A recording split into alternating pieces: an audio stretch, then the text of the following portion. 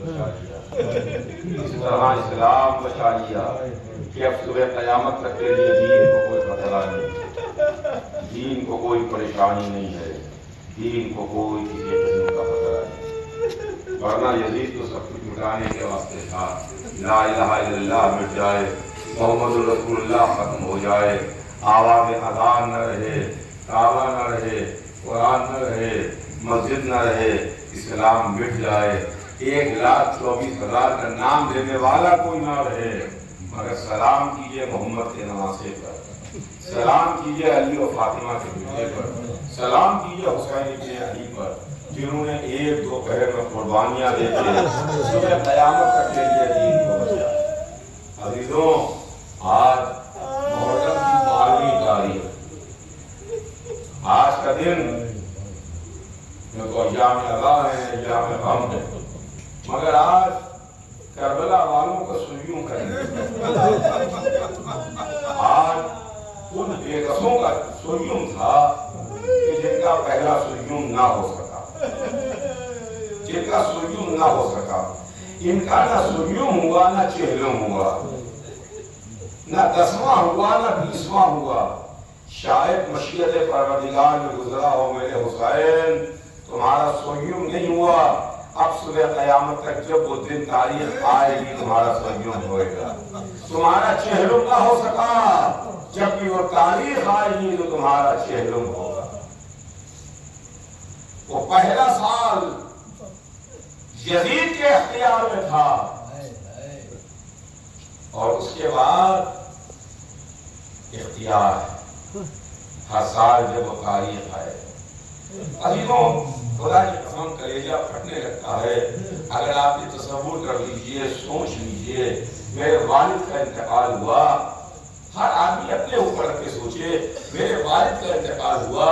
تو جو تیسرا دن آیا، سویوں کا دن آیا، تو اہتمام کے ساتھ ان کا سویوں منایا، لوگ آئے، تعزیت دی، دور دور سے لوگ آئے،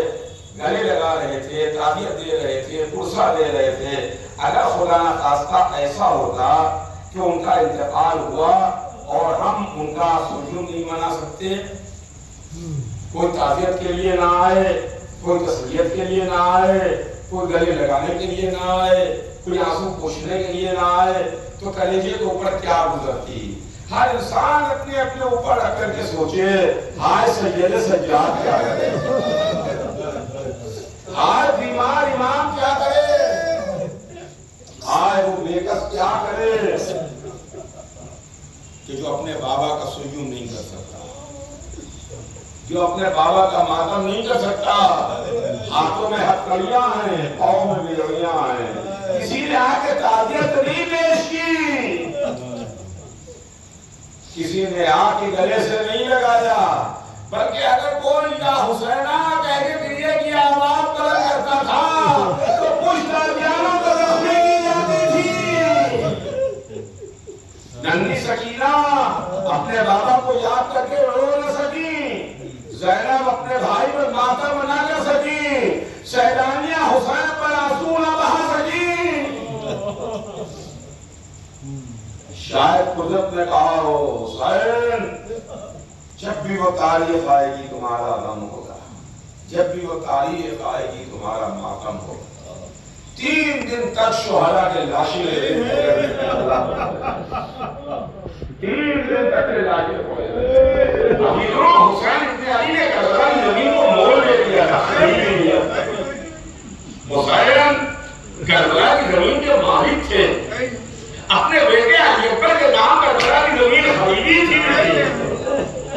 زہرا کا لال جس نے جنت کو خریدا، جس نے جنت کو مول لیا،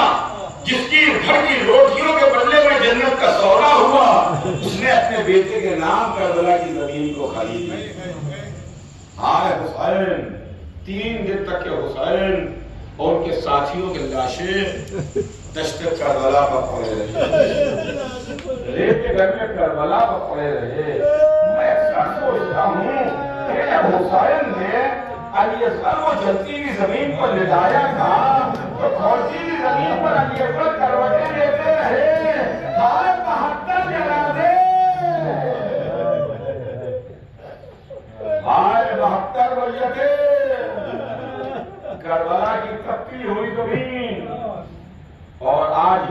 دن تھا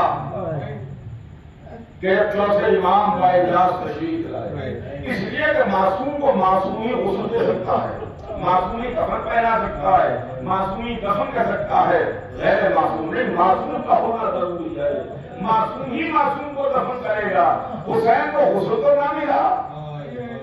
حسین کو دفن تو نہ ملا،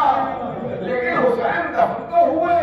سید سجاد کا اعجاز تشریف لائے، اعجاز تشریف لائے اور گنج شہیدہ میں شہداء کو دفن کیا،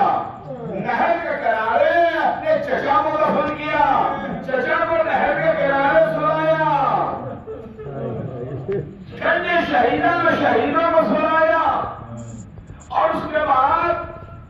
معصوم کے لیے، امام کے لیے جگہ بھی مخصوص اور معین ہوتی ہے، امام کو معلوم ہوتا ہے، ایک جگہ پر سے مٹی ہٹائی، خاک ہٹائی، دیکھا کہ قبر تیار تھی، قبر تیار تھی، مٹی ہٹی، قبر تیار تھی، امام نے چاہا اپنے بابا کی میت کو قبر میں اتارے، کہ قبر کے سرحانے سے 2 ہاتھ نمودار ہوئے، قبر کے بیٹی سے 2 ہاتھ برآمد ہوئے، سرحانے سے جو 2 ہاتھ نمودار ہوئے، وہ ہاتھ رسول کے ہاتھوں سے مشابہ تھے، بیٹی سے جو ہاتھ برآمد ہوئے وہ ہاتھ علی مرتضیٰ کے ہاتھوں سے مشابہ تھے۔ قبر سے آواز آئی، لاؤ میرے بیٹے کو میرے حوالے کر دو، میرے حسین کو میرے حوالے کرو، یا رسول اللہ فریاد، آپ کا نواسا، آپ کی بیٹی کا بیٹا اس شان سے آ رہا ہے کہ اس کو غسل نہ ملا، دفن نہ ملا، جسم تیروں سے چھنی ہے، تلواروں سے ٹکڑے ٹکڑے ہیں، یا رسول اللہ آپ کی امت نے اس طرح حق محبت ادا کیا، واہ حسینہ واہ مظلومہ کی صدا